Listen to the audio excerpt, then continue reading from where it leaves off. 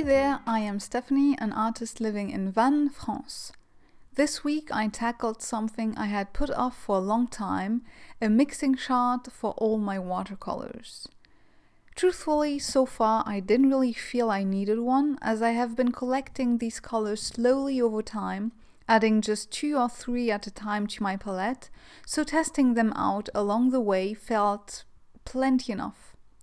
But lately I did splurge on one too many and was starting to feel quite overwhelmed by the amount of watercolors I had and just not quite knowing what would work with what. The mixing chart with 34 colors and the color swatches took me a little over 2 days. So was it worth the effort?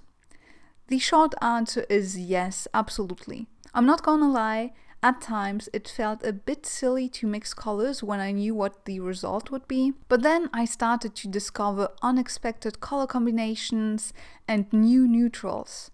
I also started to visually understand why I gravitated towards certain colors more than others. Before we dig into pigments and colors, more on how to do the actual mixing chart. It's fairly easy.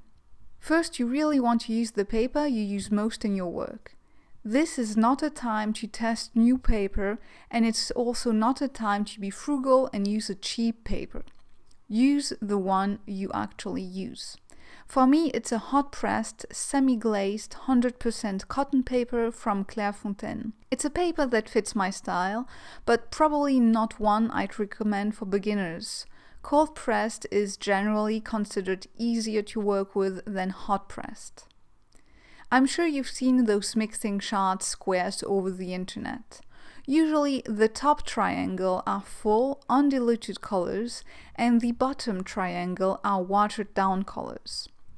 I thought that was too much work, so I did a small gradient when needed in the top triangle. The baseline is the diagonal. Those are all the out of the tube, out of the pan colors. These are your referring colors.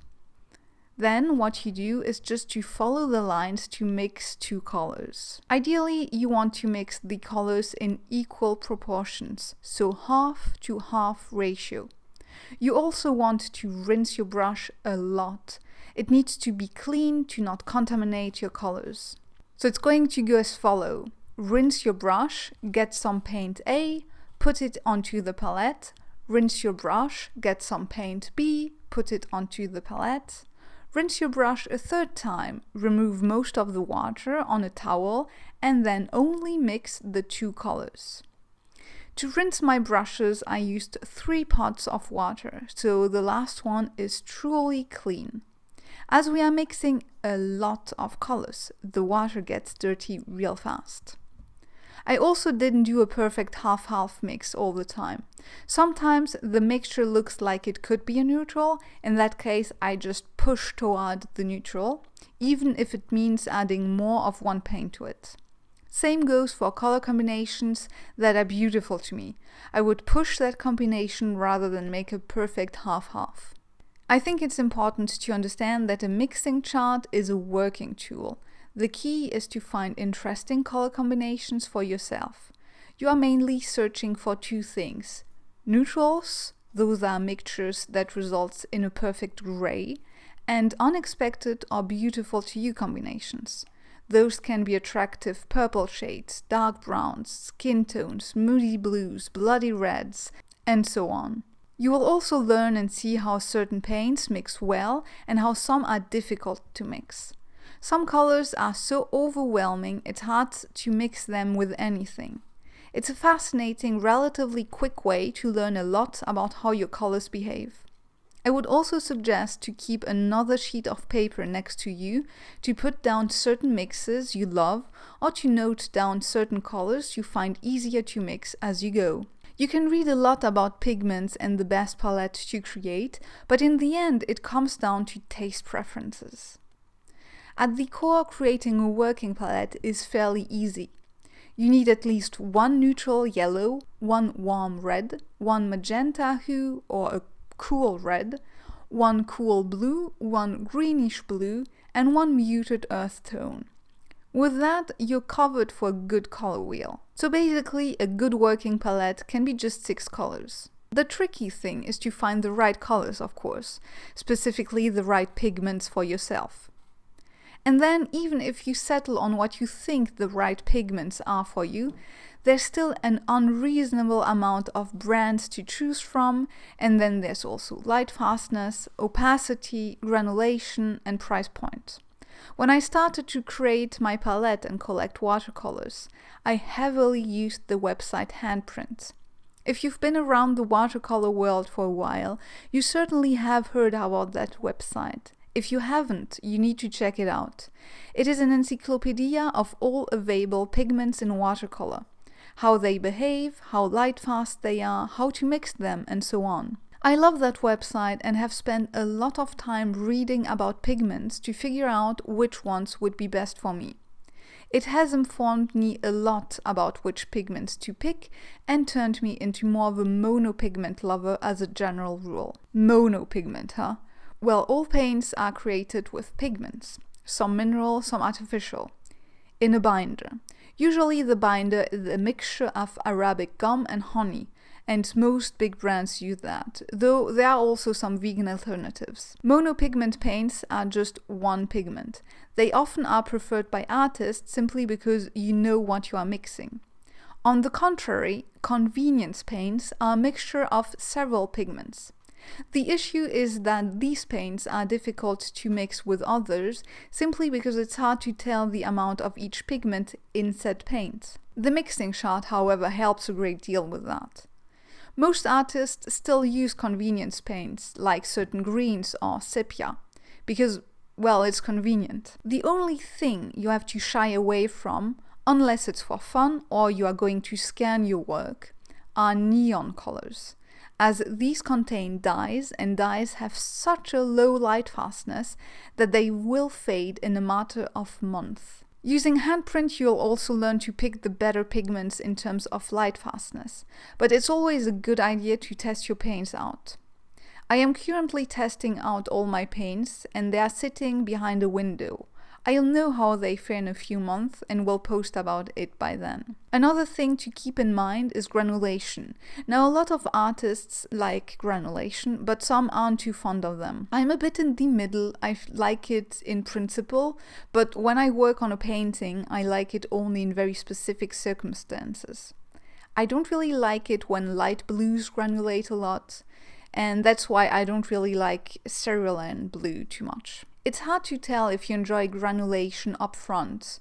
You do need to try them out before being able to really assess if you like it and if you can make it work. Granulation is also something you just learn to work with and tame. Now let's pretend you know which pigments you like best. The same pigment can yield a great variety of colors, and it will often be quite different from one brand to another. I would also suggest to try a few brands to see which ones you like best. As this can get expensive, the best is to get just 1 to 3 tubes from one brand, building up your palette in terms of pigments. If you're already confident about one specific pigment, you can also buy the exact same one, but from different brands, and see if you have more affinities to one or another. Some paints like M. Graham and Sennelier are very gooey and dry very slowly, if at all. I happen to prefer those, but if you do a lot of outdoor sketching, you'll prefer other brands that actually dry in their pan to avoid creating a mess in your tiny palette. Some paints will also be cheaper depending on where you live as well. Sennelier is French, so it's one of the cheaper high-quality paints in France. Schminke, being German, is one of the high-quality paints that are cheaper in Germany. Likewise, M. Graham and Daniel Smith are American, Isaro is Belgian, and so on. You also have handmade watercolors that you can get from Etsy. I have 5 from Art Oubliette, and I have to say they have easily been some of my favorites in the mixing chart. However, you do need to be a little bit careful with handmade paints. You don't really know how they're going to react, and there's not the same color check and light fast check than you have with bigger brands. If buying tubes, you can also easily create your own convenience paints. I have been making my own purple using ultramarine, which is PB29, and quinacridone magenta, which is PR122, for a while now. I've recently made a pastel pink as well, using white titanium gouache, a bit of quinacridone magenta, and a dot of yellow. And to my surprise, this mix resulted in the most beautiful pastel mixes on my color chart. I will also put my color chart on my blog so you can have a better look at all the colors, which might also help you decide which colors you personally like best. Once the color mixing was done, I still had one triangle of paper and decided to do swatches. Now, swatches are visual cards that show you how opaque, granulating, staining, and dispersive a paint is. I drew little rectangles with my dip pen and waterproof ink with a thicker black line in the center.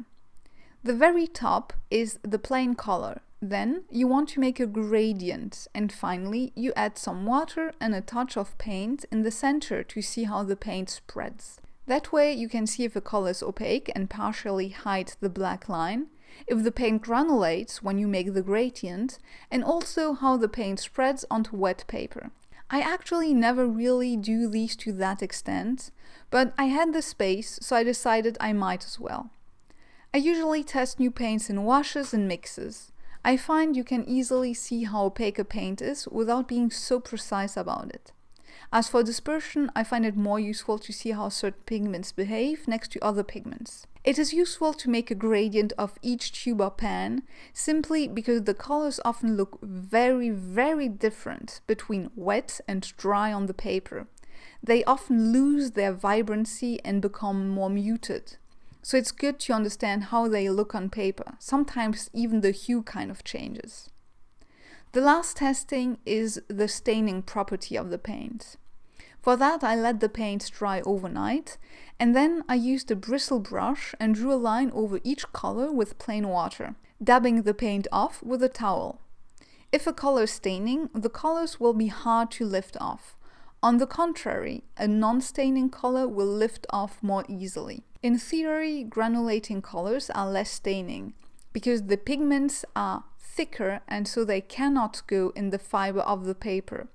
Whereas non-granulating pigments are much thinner, so they can really dig themselves deep into the fiber of the paper and stay there, no matter the amount of water you throw at them to lift them off. But honestly, staining properties greatly depend on the paper you are using as well. Now, when doing washes or layering colors, it's best to use staining colors as a first layer because they won't lift as easily when you add more layers to your paint. And apparently adding staining pigments over staining pigments can make them lose vibrancy. But really, that's just the theory of it, as it depends on how precise you work, how fast, how watery your layers are, and so the best is to actually try. I always feel that if you are too careful thinking about the right colors to use, you are never actually using them. It's best to try and make mistakes and find what you like best through trial and error than be too technical and theoretical about it. You often learn a lot more by just painting than by intellectualizing the right way to do things. As, spoiler alert, there's no right way of doing things.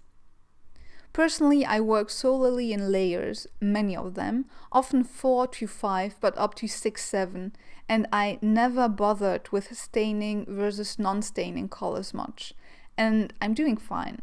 Sure, sometimes I make mistakes, and sometimes I take gouache out to add light and color where I went too dark, too muted, or just plain wrong. But the mistakes are lessons I learned for my next painting. So today's video and this very technical approach has its limits. Nothing quite beats just trying to make an actual painting and learning how your paint behaves. However, doing a mixing chart lets you uncover the unsuspected mixing power of certain paints, so it's well worth the effort. That's it for today. I really hope you enjoyed this video and found it useful. I really tried to share everything that I could about it. If you liked the video, please give it a thumbs up, comment, share, and maybe subscribe, and I will see you in my next one. Bye!